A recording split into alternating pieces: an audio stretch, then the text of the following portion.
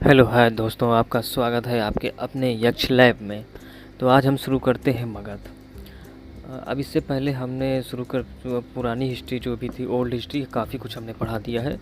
तो आज से हम आज शुरू करते हैं मगध। आपको हमने जैन धर्म, बौद्ध धर्म और हड़प्पा सभ्यता तथा 16 महाजनपद बता चुके थे। 16 महाजनपद में मेदान जो हमारा प्रमुख है महाजनपद, वो मगध है। तो मगध को हम अब डिस्कस करेंगे, ठीक है। तो हम मगध की बात करते हैं, मगध महाजनपद की। तो जो मगध महाजनपद है वो कितना 549 बीसी से 185 बीसी तक इसका समयकाल था। मगध जनपद का कितना समय था 549 बीसी से 185 बीसी तक, ठीक है। यह सबसे शक्तिशाली महाजनपद था, यानी जितने भी 16 जनपद थे, महाजनपद थे, उनमें सबसे शक्तिशाली महाजनपद कौन था? मगध था। सबसे शक्तिशाली मगध जनपद था। इसकी वर्तमान स्थिति कहाँ थी? पूर्व उत्तर प्रदेश, बिहार, पश्चिम बंगाल, ठीक है। यानी जो हमारा भारत का मैप होता है उसमें हम बात करें तो ठीक है, ये हमारा इतना बंगाल पड़ जाता है, ये हमारा बिहार, ये हमारा उत्तर प्रदेश पड़ता है, ठीक है। तो ये लगभग इतने में ये पूरा फैला हुआ था, ठीक, इतने में लगभग था, ठीक है। इतने में लगभग हमारा क्या था? मगध साम्राज्य था, ठीक है। उसके बाद हम मगध साम्राज्य का जो उत्कर्ष है वो 6th शताब्दी में हुआ। कब हुआ? इसकी 6th शताब्दी में इसका उत्कर्ष हुआ, ठीक है।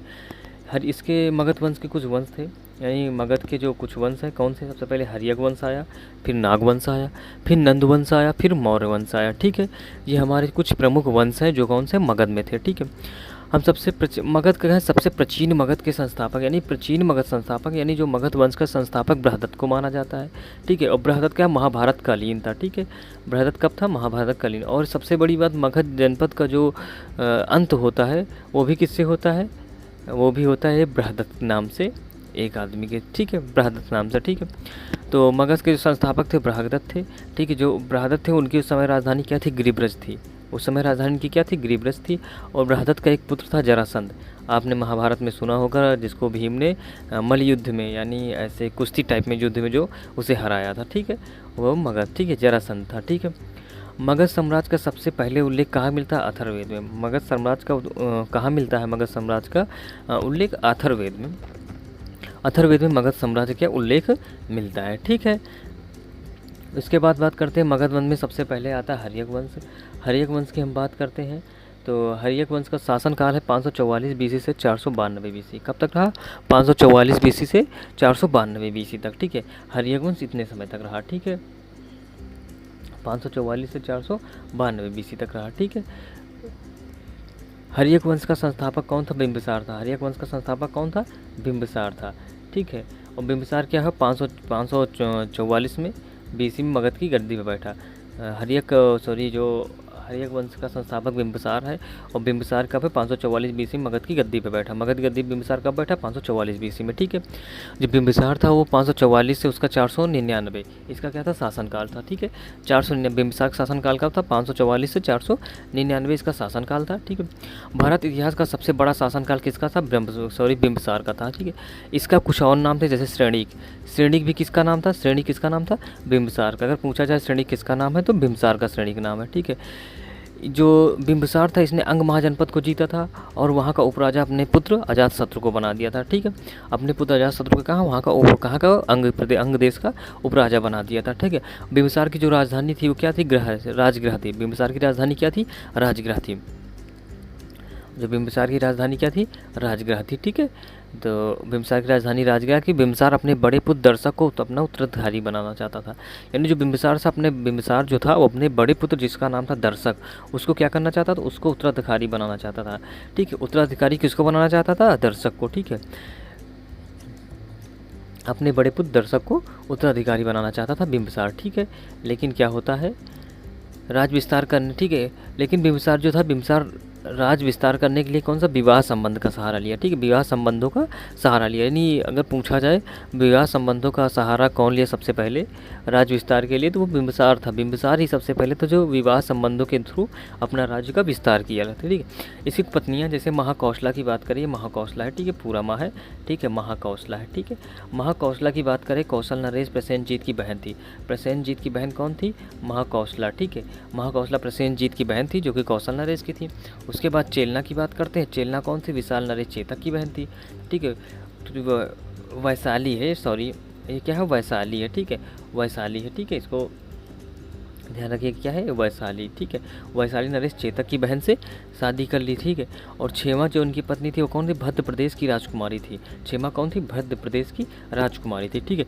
बिंबिसार था पहले बौद्ध धर्म को मानता था, लेकिन चेलना के कहने पे क्या जैन धर्म का अनुयायी बन गया। चेलना के कहने पे किसका अनुयायी बन गया था, जैन धर्म का अनुयायी बन गया था, ठीक है।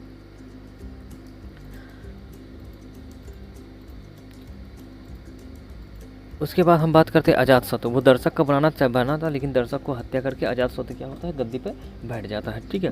अजातशत्रु को प्रथम पितृहंता भी कहते हैं। इसने क्या हुआ, अपने पिता की हत्या कर दी, ठीक है। पिता और भाई सभी की हत्या कर दी और गद्दी पे बैठ गया। हर्यक वंश को प्रतिहंता वंश भी कहते हैं, यानी जो हर्यक वंश है इसको ही प्रतिहंता ही वंश कहते हैं, क्योंकि इसमें सभी पुत्र लगभग सभी पुत्र अपने पिता की हत्या करके ही गद्दी पे बैठे, ठीक है।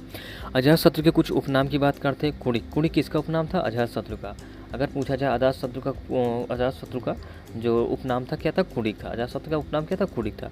जो अजातशत्रु की माता कौन थी, महाकौशला थी, ठीक है। इसकी माता कौन थी अजातशत्रु की, महाकौशला इसकी माता थी। प्रथम बौद्ध संगीत जो हुई थी वो किसके समय पर हुई, अजातशत्रु के समय पे प्रथम बौद्ध संगीत भी हुई थी, ठीक है। काशी के जो क्या हुआ था, इसके जो पिता थे बिंबिसार, उन्होंने क्या किया था, शादी कर लिया था काशी के राजकुमारी से और वहाँ का राज मिल गया था। लेकिन जो उनके मरने के बाद इसने क्या हुआ, उसने मना कर दिया अजातशत्रु को, उन्होंने अपना राज्य वापस ले लिया। तो अजातशत्रु ने क्या हुआ, उससे दोबारा संघर्ष किया, यानी काशी के जो प्रसेनजीत थे उनका संघर्ष किससे हुआ, अजातशत्रु से हुआ, जिसमें क्या हुआ, अजातशत्रु विजयी हो गया, ठीक है। और जब ये अजातशत्रु विजयी हो गया तो प्रसेनजीत ने क्या किया, अपनी पुत्री जो थी वाजिरा, प्रसेनजीत की पुत्री थी वाजिरा, ठीक है। तो वाजिरा का विवाह इसने किससे कर दिया, अजातशत्रु से कर दिया, ठीक है। और इनकी जो बहन थी प्रसेनजीत, ये इनके पिता से शादी हुई थी, ठीक है। और इनकी जो पुत्री है अजातशत्रु से शादी हो गई, ठीक है। जैन धर्म का अनुयायी था, यानी जो अजातशत्रु था किसका अनुयायी था, वो जैन धर्म का अनुयायी था, ठीक है।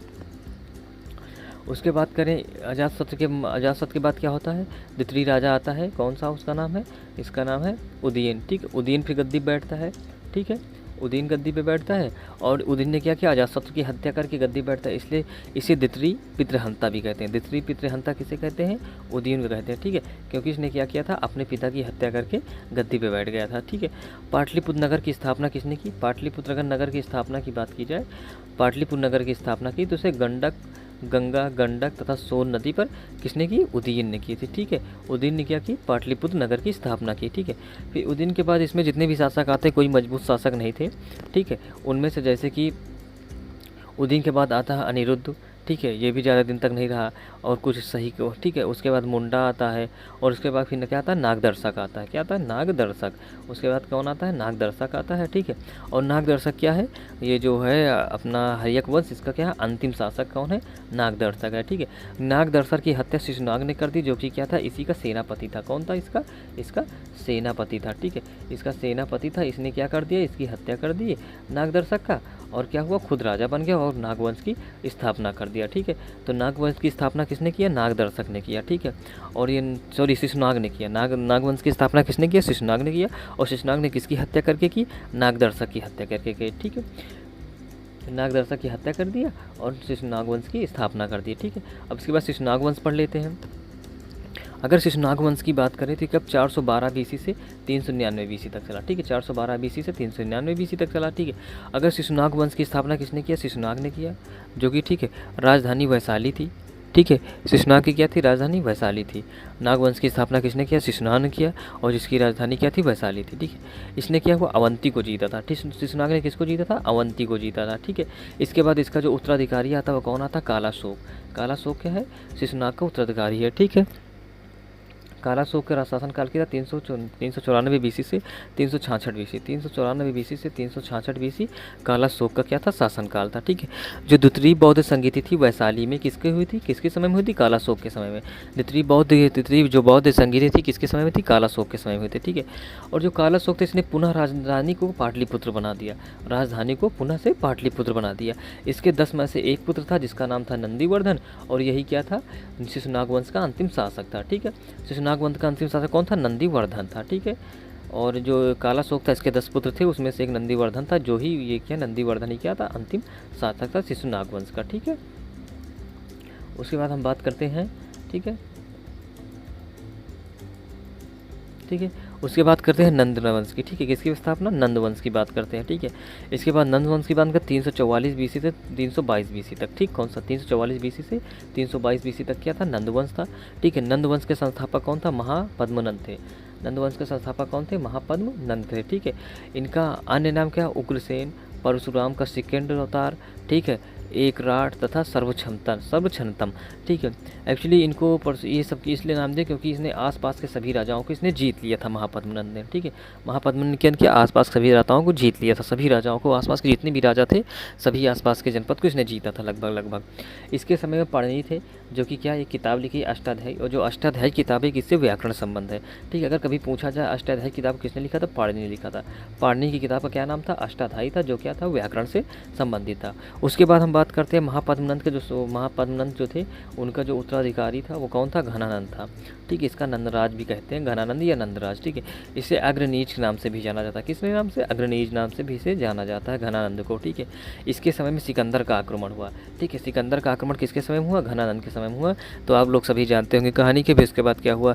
तक्षशिला से चाणक्य आए थे और चाणक्य की बेइज्जती भी इसने की थी। इसके बाद उन्होंने क्या किया था?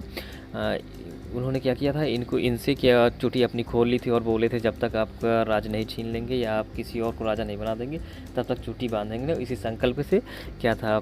चाणक्य पे चले जाते हैं और वो एक योग्य शासक ढूंढना शुरू कर देते हैं उसी समय से, ठीक है। तो दोस्तों आज के लिए इतना ही।